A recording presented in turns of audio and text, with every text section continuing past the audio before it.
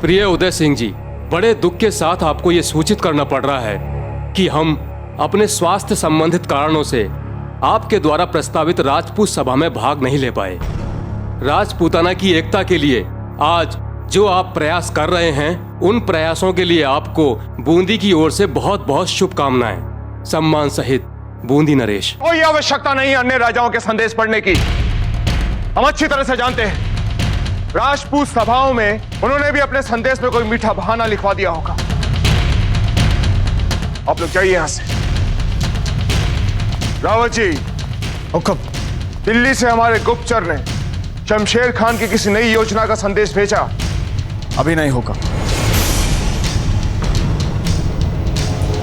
क्यों राजपूताने के राजाओं को सीमाओं पर बढ़ता संभावित खतरा दिखाई नहीं दे रहा है? क्यों उनमें से किसी को भी समझ में नहीं आ रहा है कि हमारे हाथ से समय फिसलता जा रहा है? अफगानी आक्रमण के बाद हम रत्ती भर सीख भी हासिल नहीं करना चाहते। है किसी के पास जवाब कि राजपूत राजा इतने हठी क्यों हो गए हैं? है किसी के पास जवाब? क्यों हम विदेशी हमले से पहले एक नहीं हो पाते? क्यों हम लोग एक ऐसी ताकत नहीं बन पाते कि बड़े से बड़ा हमलावर हमारी मातृभूमि पर बुरी नजर डाले तो हम उसे चकनाचूर कर दें, उसे मसल के रख दें? उत्तर दीजिए हमें, क्यों हम सब एक नहीं हो पा रहे हैं? क्षमा करें राणा जी, किंतु इन राजपूत राजाओं को केवल एक ही बात एकजुट कर सकती है, और वो है द्विस्तरीय नेतृत्व। ही राणा जी, तभी राजपूत राजा अपने अपने राज्यों पर निरंकुश राज्य करते हुए सबसे शक्तिशाली और सबसे धनवान राज्य को अपना मुखिया स्वीकार करें। तो कौन है जो विरोध करता है? इस समय इन सभी राजपूत राजाओं को ऐसा लगता है कि मेवाड़ इन अफगानों के साथ एक लंबे संघर्ष के पश्चात निर्बल हो चुका है। उन्हें हमारी नीयत पर तो भरोसा है, किंतु अब उन सभी राजाओं के मन में हमारे प्रति वो सम्मान नहीं है राणा जी, जिससे वो हमारे इन एकता के प्रयासों से सहमत होकर इस समस्त राजपुताने की एकता हेतु मेवाड़ का नेतृत्व स्वीकार कर सके। तो फिर ठीक है रावत जी, मेवाड़ उनको वही दिखाएगा जो वो देखना चाहते हैं। स्वर्ण काल में मेवाड़ की गौरव गाथाएं जो प्रचलित थी, अब सारा राजपूताना वही देखेगा। हुक्म, हम समझे नहीं आपकी बात।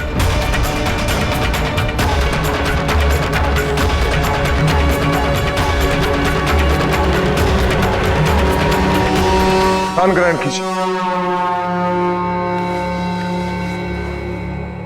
रावत जी, एक बार फिर से लक्ष्मण पहलवान दंगल का आयोजन करवाया जाए। जो कुश्ती सदा से मेवाड़ की पहचान रही है, एक बार फिर से उसी खेल प्रतियोगिता की घोषणा करवाई जाए। जो राजनीति से नहीं हो रहा, खेलों से वही बहुत सहजता से हो जाएगा। हम इस दंगल में भारत के सभी प्रसिद्ध पहलवानों को बुलाएंगे, और जब सभी राजा इस दंगल में हिस्सा लेने आएंगे,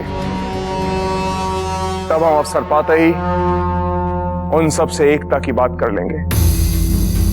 दंगल के भव्य आयोजन से और बड़े बड़े पुरस्कारों से सभी राजाओं के मन में जो मेवाड़ को लेकर संशय बन चुका है कि मेवाड़ शत्रुओं से युद्ध कर करके निर्धन हो चुका है, हम उसी संशय को मिटा डालेंगे और दिखा देते हैं सारे राजपुताने को कि मेवाड़ केवल शक्तिशाली ही नहीं है, बल्कि उसका राजकोष भी किसी से कम नहीं है। भारमल जी, बोलिए, आपकी राय क्या है?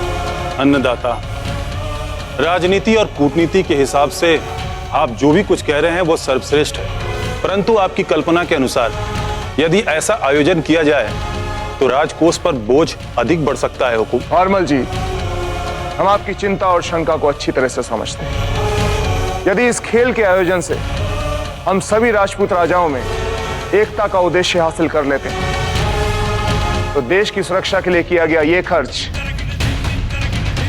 हमारी दृष्टि में इसका मूल्य बहुत कम है। हम राणा जी के इस प्रस्ताव से सहमत हैं। हम भी सहमत हैं। तो फिर हमें तत्काल सभी राजपूत राजाओं को राणा जी का यह संदेश भिजवा देंगे। शुभम शीघ्रम। हुकुम। मेवाड़ नरेश की जय हो। दूत आपके लिए आवश्यक सूचना लाया है अन्नदाता। हम उन्हें बाद में देखते हैं। पहले हम कुंवर प्रताप और अन्य राजकुमारों के गुरुकुल के पहले दिन के अनुभव को जानना चाहेंगे। अब हम चलते हैं। किंतु महाराज, वो संदेश दिल्ली से आया है।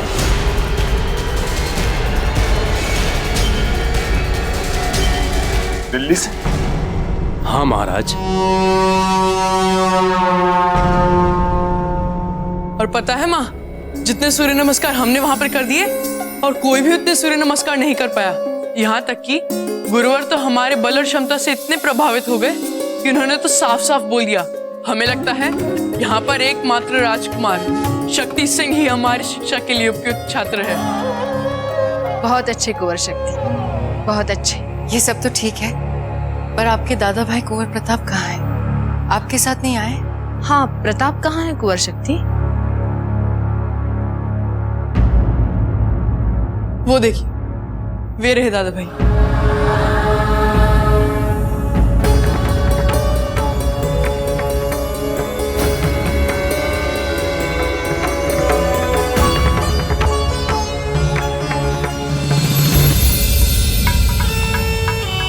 क्या हुआ कुंवर प्रताप?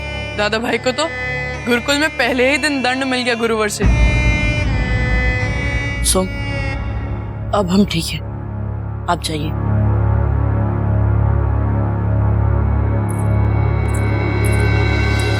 क्या हुआ प्रताप? हम ठीक है रानी माँ, आप घबराइए मत। बस एक बार हम अपने कक्ष में जाकर स्नान कर ले, हम ठीक हो जाएंगे।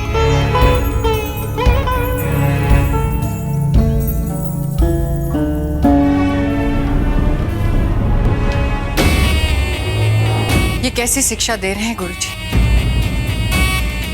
क्या हालत करती है हमारे कुंवर प्रताप की? हम अभी जाके राणा जी से बात करेंगे। कोई आवश्यकता नहीं है ऐसे अपमान। नहीं बेला, हमें प्रताप के शिक्षा दीक्षा के कामों में हस्तक्षेप नहीं करना चाहिए।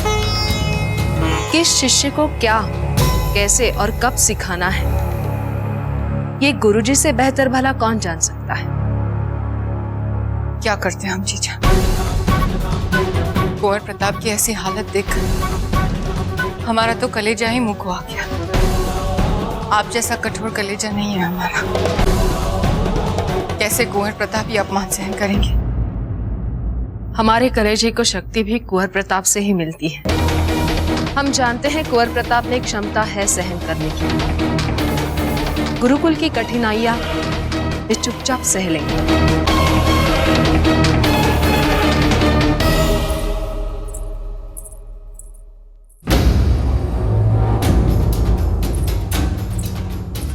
बहुत अच्छे कुंवर शक्ति, बहुत अच्छे। आपने अपनी उपलब्धियों से उन सब का मुंह बंद कर दिया जो आपको हर चीज में कुंवर प्रताप से कम गिनते थे।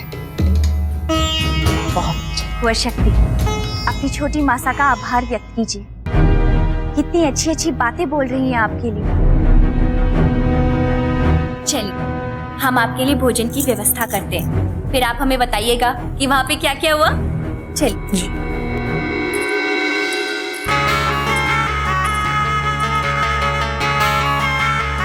महारानी जयवंता का जैसे जैसे अपने प्रताप को पग पग हारते देखकर मन उतरेगा, सपने टूटेंगे।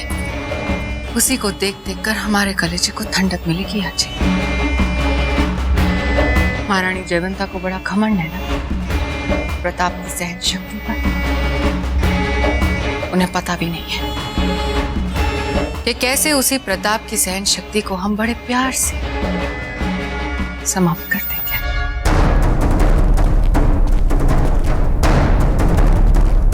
खम्मा गणी महाराज, वस्त्र हटाने से पहले नाक ढक लीजिए।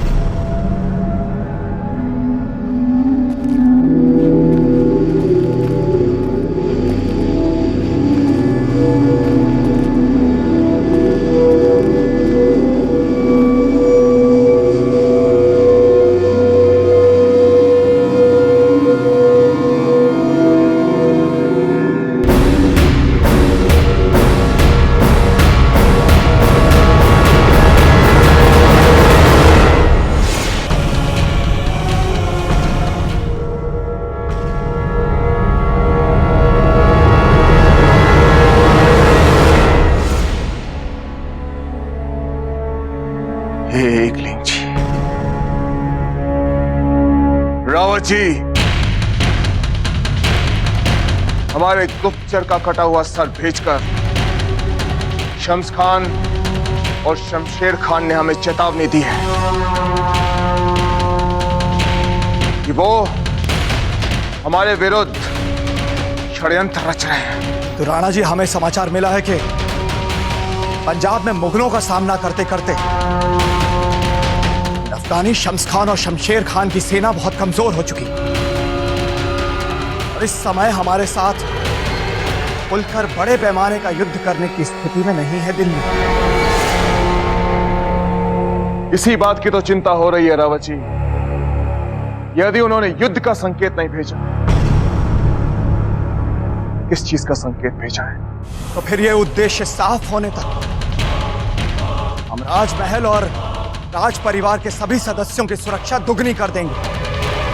बहुत जल्द ही उन्हें इस बात का अनुभव हो जाएगा। ये घृणित संदेश भेजकर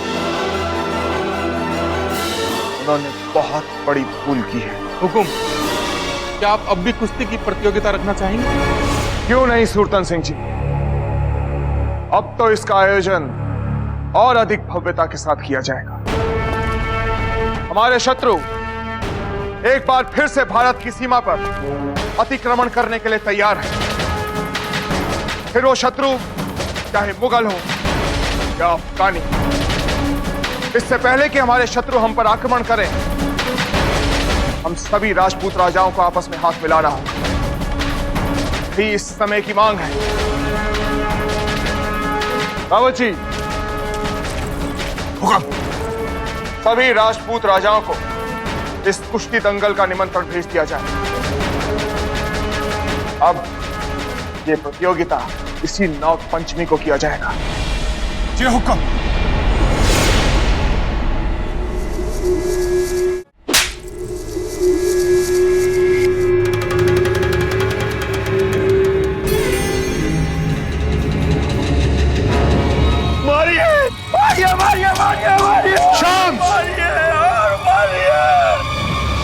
इसी लायक है हम भाईजान।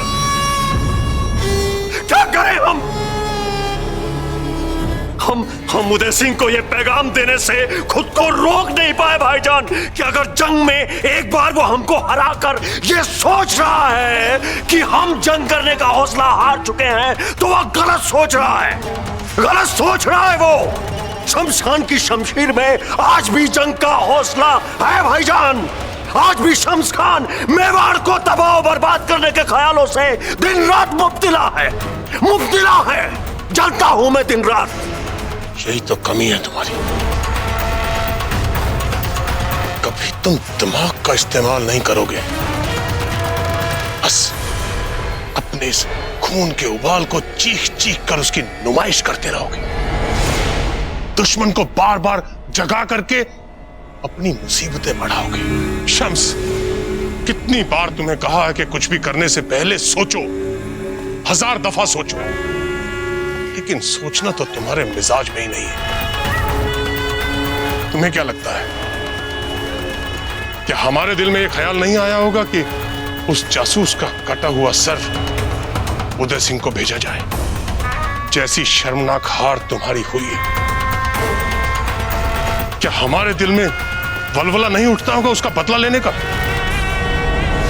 हम उस पर अचानक वार करना चाहते थे, लेकिन तुमने वो कटा सर भेजकर हमारी सारी कोशिशों पर पानी फेर दिया। अब वो तैयार हो जाएगा और मजबूत कर लेगा अपने इर्द गिर्द फौजों का घेरा। उदय सिंह दूसरे राजपूतों की तरह नहीं है। दूसरे राजपूत तो जैसे होते हैं वैसे ही दिखते हैं, लेकिन उदय सिंह किसी और ही मिट्टी का बना है। उससे लड़ना है तो ताकत कम और दिमाग का ज्यादा इस्तेमाल करना सीखो शम्स।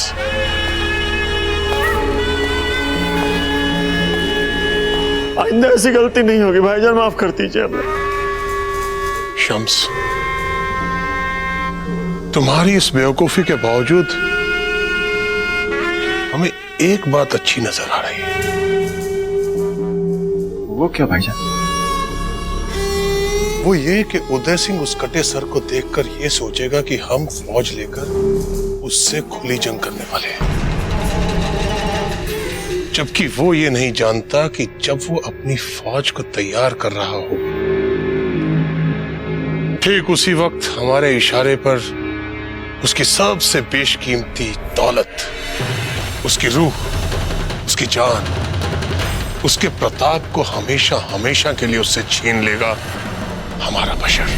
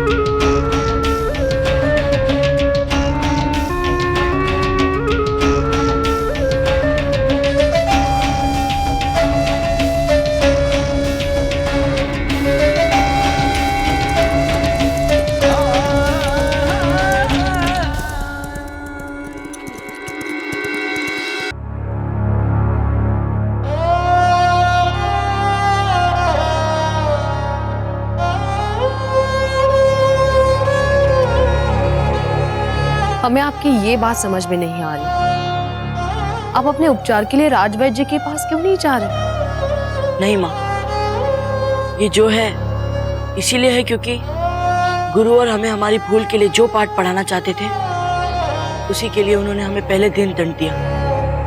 यदि हमने उसी दंड की पीड़ा का उपचार राजवैद्य जी से करवा लिया तो हम सीखेंगे कैसे माँ? हमें हमारी भूल कैसे याद रहेगी? इसीलिए हम किसी भी तरह का उपचार नहीं कराना चाहते। ठीक है, अब आप विश्राम कीजिए। विश्राम? नहीं माँ, यदि हमने विश्राम कर लिया तो हमें नींद आ जाएगी, और यदि हमें नींद आ गई तो आज ही नहीं, पिछले कुछ दिनों से हम आप सबको, आपको, राजीराज को, छोटी माँ को जिस तरह निराश करते आ रहे हैं, हम वो सब कुछ भूल जाएंगे माँ। और हम ये भूलना नहीं चाहते। गुरुकुल का पहला दिन था, हमें देर से नहीं पहुंचना चाहिए था, हमें समय पर पहुंचना चाहिए था, और हम देर से पहुंच गए माँ। भूल तो हुई है हमसे। अच्छा प्रताप, एक बात बताइए हमें, आज आपको गुरुकुल जाने में विलंब किस बात से हुआ? छोटी माँ,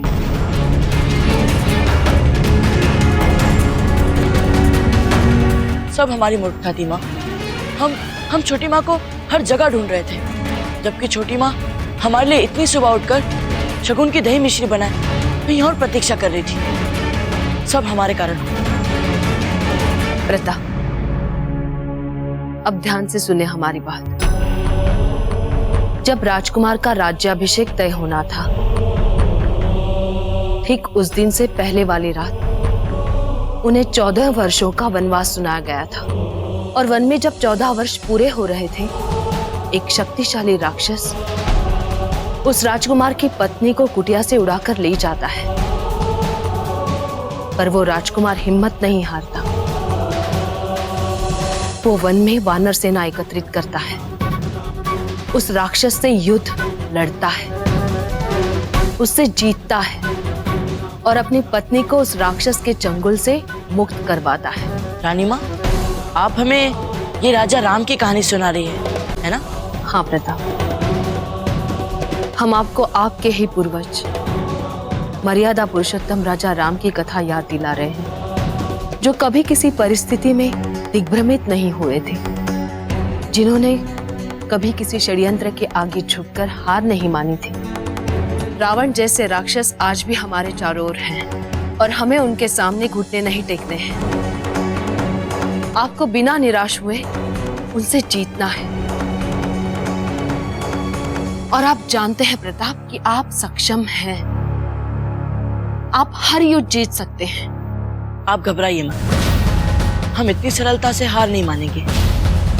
हम एकलिंग जी के आशीर्वाद से अथक प्रयास कर आने वाली सारी परीक्षाओं में उत्तीर्ण होकर दिखाएंगे।